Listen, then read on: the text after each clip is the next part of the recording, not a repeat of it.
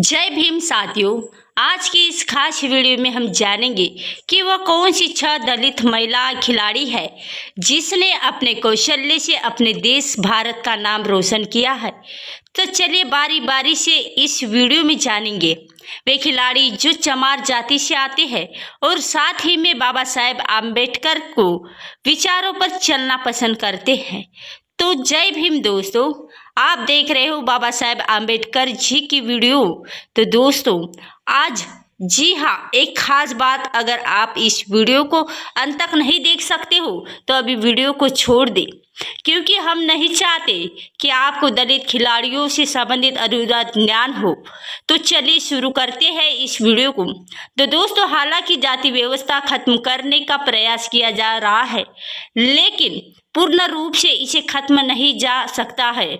जाति के आधारित पर और भेदभाव गैर कानूनी है, लेकिन ये सांस्कृतिक और सामाजिक रूप से भारत में गहराई तक शख्सियतों को याद करने और उनका जश्न मनाने के लिए अप्रैल को दलित इतिहास माह के रूप में व्याप्त है। इसका मतलब ये है कि दलितों के साथ दैनिक आधार पर भेदभाव जारी है और दलितों के खिलाफ घृणा अपराध आम है और आवास, स्कूल और सार्वजनिक सेवाओं तक पहुंच में अलगाव से गहरा है। कहीं उच्च सामाजिक आर्थिक व्यवसायों में भी दलितों का प्रतिनिधित्व कम है।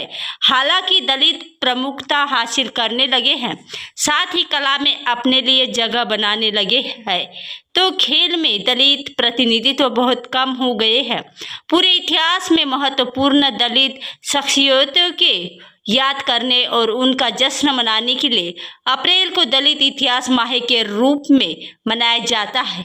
इस महीने को यादगार बनाने के लिए हम 6 दलित खिलाड़ियों की कहानियां दिखा रहे हैं, जिन्होंने अपने क्षेत्र में उत्कृष्ट प्रदर्शन किया है और कई बाधाओं को तोड़ा है। हम यहाँ पर नंबर 6 से शुरुआत करके अंत तक उस पहले दलित खिलाड़ियों को बताएंगे जिसने सबसे महान काम किया है।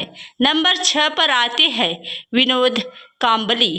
जैसा कि आप सभी लोग जानते हैं, भारत का सबसे पसंदीदा खेल है क्रिकेट और सबसे प्रसिद्ध दलित क्रिकेटरों में से एक है विनोद कांबली, जिन्होंने साल 1991 से 2000 के बीच भारतीय राष्ट्रीय क्रिकेट टीम के लिए खेला और कांबली उस 4 दलितों क्रिकेटर में से ही एक है जिन्होंने टेस्ट क्रिकेट में देश का प्रतिनिधित्व किया है और भारतीय क्रिकेट इतिहास में सबसे प्रसिद्ध और दलित क्रिकेटर है।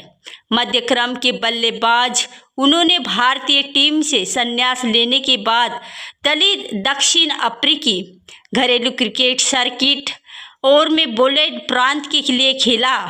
वह भारतीय क्रिकेट टीम में अपने साथी खिलाड़ी सचिन तेंदुलकर के बचपन के दोस्त थे। हालांकि कांबली को अपनी जाति के बारे में बात करना पसंद नहीं है, लेकिन वह मैदान पर जाति आधारित भेदभाव का शिकार रहे हैं, खासकर असंतुष्ट प्रशंसकों द्वारा। आइए अब जानते हैं नंबर 5 पर आने वाले खिलाड़ी के बारे में। तो दोस्तों नंबर 5 पर आती है हिमा दास। हिमा दास एक भारतीय धावक रही है। उन्होंने जकार्ता, इंडोनेशिया में 2000 और 2018 के एशिया खेलों में 50 सेकंड का समय लेकर 400 मीटर से अधिक का भारतीय राष्ट्रीय रिकॉर्ड अपने नाम किया है। वह 2018 में IF वर्ल्ड U2 चैंपियन में इवेंट में स्वर्ण पदक जीतने वाली पहली भारतीय और एथलीट भी है, जहां उन्होंने 400 मीटर स्प्रिंट जीता था। दास की शुरुआत विनम्र रही और चावल किसानों की बेटी। वह उत्तर पूर्वी राज्य असम के एक छोटे से गांव से है। वह बचपन से ही मिट्टी के मैदानों में फुटबॉल खेलती थी, लेकिन अपने शिक्षक शमसूक की सिफारिश पर उन्होंने स्पीड दौड़ना शुरू कर दिया। अब आते हैं दोस्तों नंबर 4 पर। जब तुलसी हेलेन तुलसी चेन्नई की तमिलनाडु एक मुंबई के मुक्केबाज है, जिन्होंने उसके तेज फुटवर्क और मुक्का मारने की शैली के कारण अक्सर भारत की लेडी मोहम्मद अली कहा जाता है।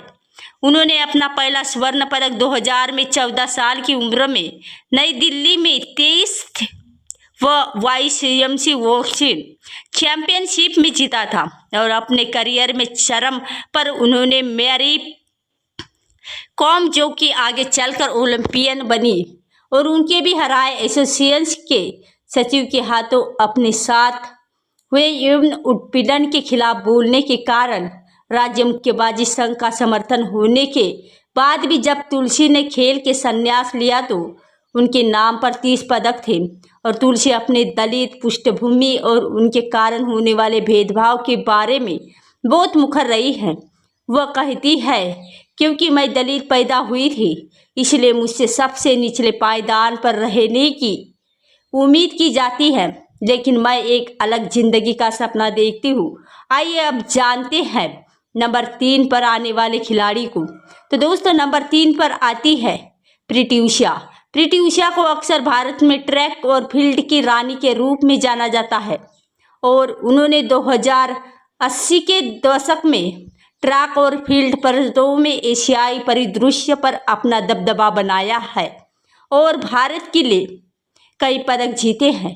उषा 1984 में लॉस एंजल्स ओलंपिक फाइनल्स में पहुंचने वाली थी और पहली भारतीय महिला बनी जहां वो महिलाओं की 400 मीटर बांधा दौड़ में 1 सेकंड के नीचे हिस्से के कांस्य पदक से चुकी है और अब भारतीय एथलीटों की एक नई पीढ़ी को तैयार करने की उम्मीद में केरल के कोझिकोड में एक अकादमी चलाती है और नंबर 2 पर आती है।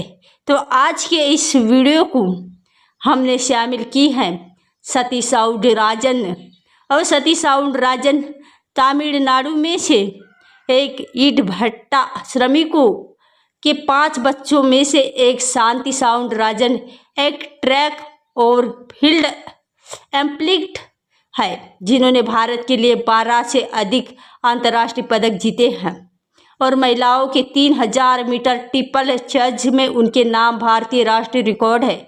और 2006 में जब लिंग सत्यापन परीक्षण में विफल होने के बाद दोहा कतर में एशियाई खेलों में महिलाओं की 800 मीटर की दौड़ में उनका रत्न पदक छीन लिया गया था और इस अनैतिक और अवैध लिंग परीक्षण में उसे जो अपमान सहना पड़ा उसे वह अवसाद में चली गई और आत्महत्या का प्रयास से वह बच गई। तब से उन्होंने अन्य महिलाओं एथलीटों का समर्थन किया है जो भी इसी तरह के समान और मसलों में से गुजरी है, जिनमें कॉन्स्टर शेनेनो और द्युति चंद्र शामिल हैं। तभी सुंदर राजन ने दावा किया है कि भारतीय खेल प्राधिकरण में कोच के रूप में और अपने काम के दौरान उन्होंने जाति आधारित पर और भेदभाव अनुभव किया है। तो आइए अब जानते हैं नंबर 1 पर आने वाले खिलाड़ियों। तो दोस्तों नंबर 1 पर आती है स्वप्ना वर्मा, एक रिक्शा चालक और एक चाय बागान कर्मचारी की बेटी। स्वप्ना ने 2018 में एशियाई खेलों में हिल्टाथलन और साख स्पर्धा में भारत के लिए स्वर्ण पदक जीता है। ऐसा करने वाली वो पहली भारतीय थी। स्वप्ना पूर्वी भारतीय राज्य पश्चिम बंगाल से है जहां उनकी जाति को राजवंशी को उच्च जाति की मुख्य धारा में नियमित रूप से बहिष्कृत और अपराधी ठहराया गया है और स्वप्ना का जन्मजात विसंगति के साथ हुआ था जिसके कारण उन्हें उनके दोनों पैरों पर 6 उंगलियां है और हालांकि अपने परिवार की गरीबी को देखते हुए वह कभी भी विशेष जूते नहीं खरीद पाई थी और उन्हें सामान्य जूतों में प्रतिस्पर्धा करनी पड़ी जो अक्सर तंग होते हैं। और दोस्तों आगे बढ़ते हुए आपको बता दूं कि भारतीय खेलों में दलितों का प्रतिनिधित्व अभी भी कम है। हालांकि भारत के संग्राम खेल संस्कृति की कमी की आलोचना की जा सकती है, लेकिन दलितों के लिए खेल विशेषतम टीम खेलों में भाग लेने की संभावना कम है। तभी सांस्कृतिक प्रणालीगत और संस्थागत बाधाओं दलितों को खेलों में भाग लेने से रोकती है और जिसमें गरीबी और जाति के आधारित भेदभाव पूर्ण प्रथाओं भी शामिल है। हालांकि खेलों में विशेष और भारतीय पुरुष क्रिकेट टीम में जाति आधारित कोटा के विचार पर बहस हुई है, लेकिन आमतौर पर इसे तीखी प्रतिक्रिया का सामना करना पड़ा है। तो केवल ठोस और विचारशील प्रयासों से ही दलित खिलाड़ियों को अपने क्षेत्र में उत्कृष्ट प्रदर्शन करने का उचित मौका मिलेगा और जमीनी स्तर पर खेल संगठनों और विशेष खेल नीतियों दोनों को ये सुनिश्चित करने के लिए काम करना चाहिए कि अधिक दलित खेल में से भाग लेने में अपने अधिकार का प्रयोग कर सके और प्रतिभा की पहचान और पोषण किया जाए, ताकि हम निकट भविष्य में खेल में अधिक दलित प्रतिभा के देख सकें। तो दोस्तों, आपके इस वीडियो पर क्या विचार है, हमें कमेंट करके बताइए। तो दोस्तों, आज की वीडियो में बस इतना ही।